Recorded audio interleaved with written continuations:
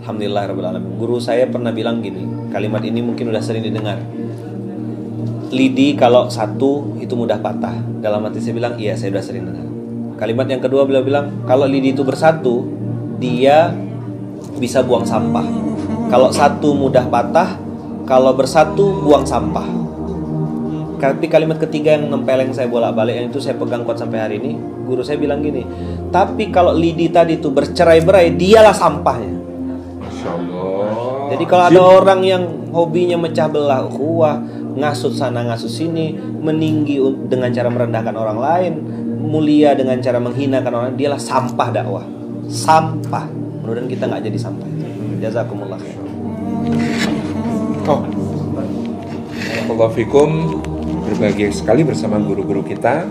Inilah dakwah, dan kita senantiasa memperjuangkan dakwah dengan hati, dengan hati-hati, dengan banyak hati, dengan tidak melukai hati. Masya Allah. Yang pertama dengan hati, karena kita semua harus meluruskan niat kita karena Allah Subhanahu wa taala.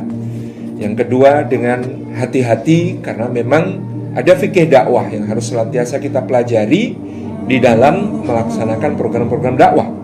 Yang ketiga dengan banyak hati, karena berjamaah adalah kunci kekuatan kita, sebagaimana berjamaahnya pasukan Sayyidina Sa'ad bin Abi Waqqas bisa menyeberangi sungai Dajlah dengan selamat sampai ke seberang, menghancurkan pasukan musuh.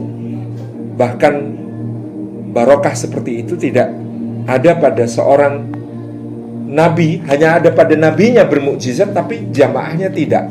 Kalau menyeberang sungai Dajlahnya itu kering, Nabi Musa alaihissalam membelahkan lautan, dan lautan itu masih bergolak mengerikan. Tabarak Rahman. Dan yang terakhir dengan tidak melukai hati, tentu kita tidak pernah ada niat untuk melukai hati orang, dan mengupayakan jangan sampai dakwah kita justru membuat luka dalam kepercayaan, luka dalam berbagai urusan yang harus kita teguhkan. Terima kasih.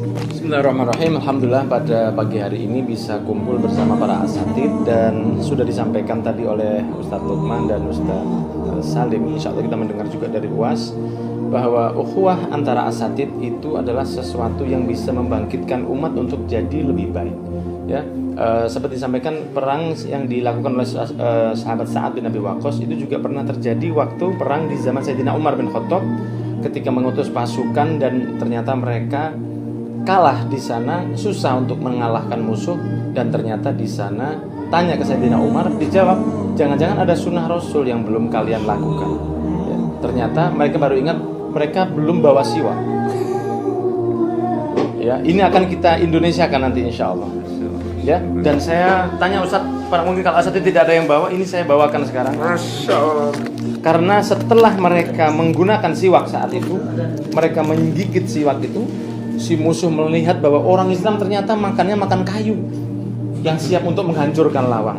Ini diantara sunnah yang saya harap kita akan membumikan siwak dan asatid. Ya, ini tidak pernah ditinggal oleh Rasul SAW.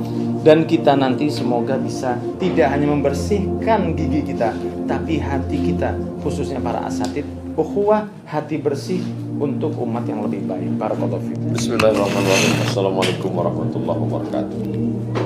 Tidak ada manusia yang sempurna. Ada ruang-ruang kosong, kata-kata yang begitu indah tersusun dalam bentuk ucapan lisan maupun tulisan yang begitu apik tentang sejarah bangsa. Itu dimiliki oleh Ustadz Salim. Komunitas pendengarnya para sarjana intelektual, anak-anak muda. Itu mungkin tidak kita miliki. Ada Habib Muhammad bin Anis, zuriat Rasulullah SAW. Banyak hati tersentuh dengan beliau. Banyak orang berhijrah melalui lisan beliau.